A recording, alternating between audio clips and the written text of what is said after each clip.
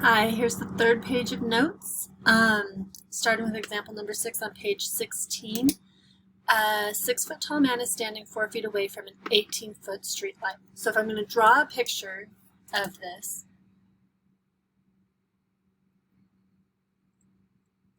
here's my 18-foot street light, right? And there's a 6-foot man over here, and he is 4 feet away from that street light.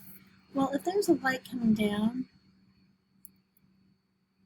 from there, hitting the 6-foot man on his head, again, my drawing is not proportional, okay? It is not drawn to scale. So my picture is not drawn to scale, but I want to know how far his shadow is. If he's 6 feet and I have 18 feet here. So these are going to be similar triangles, we can set those up. I'm going to use this triangle of the man and the distance would be x and 6.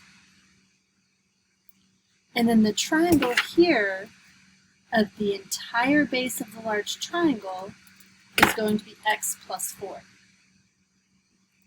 over that height of 18. Okay, so there's a proportion, we want to solve this. You can cross multiply and divide, but it just makes sense to go ahead and multiply both sides by 18. And when I multiply both sides by 18, I can now simplify. 6 goes into 18 3 times. So really right here I have 3x equals x plus 4. Subtract, I get 2x equals 4. Divide by 2, I end up with x equals 2. It's word problem, word answers. We're going to have 2 feet. I want to know how long is his shadow going to be if he walks to 16 feet away. So go ahead and redraw that. Pause here and do this on your own. See if you get the same answer.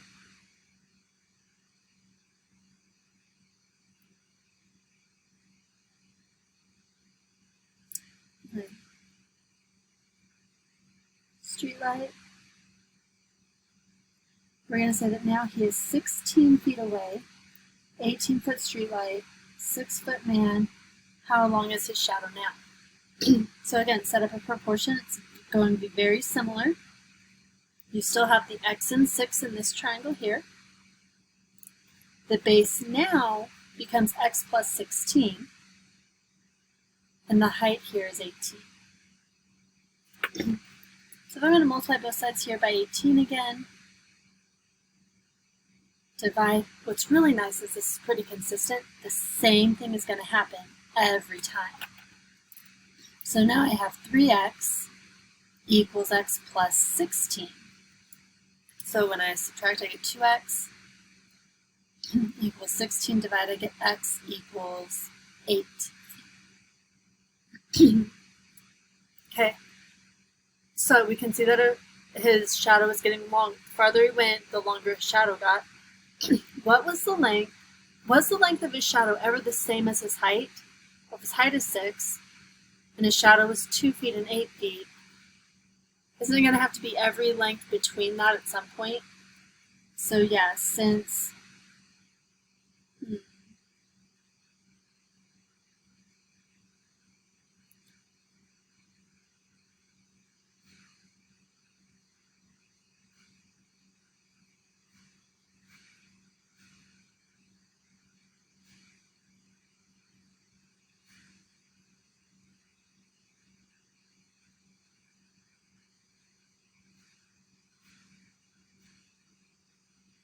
so yes. Okay, now I want to know if he is walking 4 feet per second, what is the rate of change of his shadow? Okay, so rate of change is going to be the time. If at 0 seconds, he is a distance of 4 feet away from the light pole, and the length of his shadow is 2. So let's say he's walking 4 feet per second. So at 1 second, 4 feet is going to put him at 8 feet per second. And we know that the length at 8 Oh, no. That's the distance.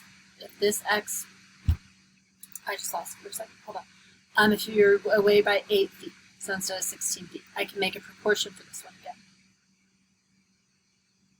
Same proportion we were using up here. X, he's still 6 feet tall. Now, instead of 4 feet away, he's 8 feet away. So we're going to do x plus 8. And the height of the lamppost is still 18. Remember, we're going to multiply both sides by 18. These will cancel. This will simplify to a 3. So here I have 3x equals x plus 8. 2x equals 8. X here is going to equal a length of 4. So instead of 2 feet, now it would be 4 feet away. Okay, so let's say we get to 2 seconds. It's going to add another 4 feet away. So go to 12. I want to change colors. Sorry. 2 feet. Another 4 feet will be 12. So I'm going to do another one of these proportions down here. Still x over 6 equals x plus 12 this time over 18. The work is going to be the same every single time. So we end up with 3x equals x plus 12, 2x equals 12, x equals 6. Now if we went another second, let's say we go to 3 seconds and we have a purple pen. 3 seconds now he's going to be at 16 feet away. Well, we already know 16 feet. If he's 16 feet away, it's 8 feet. Is the length of his shadow. The distance from the light pole, length of his shadow. So the rate of change is each second, how long is his shadow getting? And his shadow is increasing by 2 feet. So the rate of change is going to be 2 feet per second. There we go. Okay, the next part here is just some factoring. Hopefully you guys remember some of these. Pause it, factor it, come back and check. I'm probably going to do A, C, and E. No coefficient here. Split up your factors of x and x. That's a negative at the end. Negative at the end says my signs will be different. 1 plus 1 negative. Factors of 24. 1 and 24, 2 and 12, 3 and 8, 4 and 6. Are there any factors that have a difference, not a sum? We have a sum of 10, but I need a difference of 10 would be 2 and 12. It's going to be the negative 12 and a plus 2 to give it a negative 10 in. So we can factor that. Go ahead and factor this one. We'll come back and check. Here, I probably want to factor out a greatest common factor first. I'm going to factor out a 5. I am left with m squared minus 6mn plus 8n squared. Keep that 5 out front. I have an m here and here. It's a plus, which means my signs are the same as the middle. So it's going to be negative, negative. Do I have factors of 8? 1 and 8, 2 and 4 that add up to 6. 2 and 4. So I'm going to put a 2 here and a 4 here. The order doesn't matter because they're the same sign. Here it did matter because you needed the plus to go with the 2, the minus to go with the 12. Here it does not. Now, I do not want to forget that there's an n squared here, so I'm going to put an n here and here. That's my final answer. Okay, up here, x and x. My signs are same as the middle, minus, minus. Factors of 10, 24 that have a sum of 10. Well, my factors that have the same sign are going to be the 4 and 6 that I did up here. So minus 4, minus 6. So that's interesting that those were kind of really similar. This one, who remembers this one? These are both perfect squares with a minus in the middle. This is called a difference of two squares. Difference of squares, which means you are going to factor it out. The square root of this will be 11y. The square root of 16 will be 4. Difference of two squares mean your signs have to be different to give you a negative, so you're going to have a plus and a minus. There you go. Now down here it's asking me to do quadratic formula.